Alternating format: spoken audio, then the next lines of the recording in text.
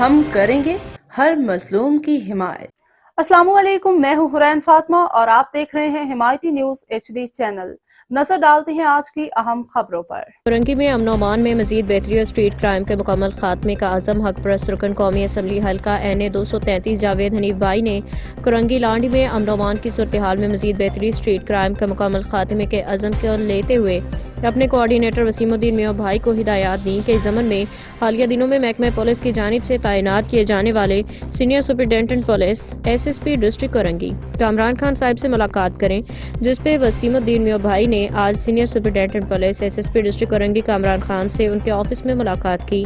انہیں SSP police district Korangi تعینات ہونے پہ مبارکباد دی۔ اس موقع پہ SSP ڈسٹرکٹ کرنگی کامران خان صاحب نے یقین دہانی کرائی کہ ان کی موجودگی میں انشاءاللہ پورے ضلع میں جرائم کا خاتمہ ہوگا اور جرائم و مجرمانہ سرگرمیوں میں ملوث افراد کے ساتھ آہنی ہاتھوں سے نمٹا جائے گا۔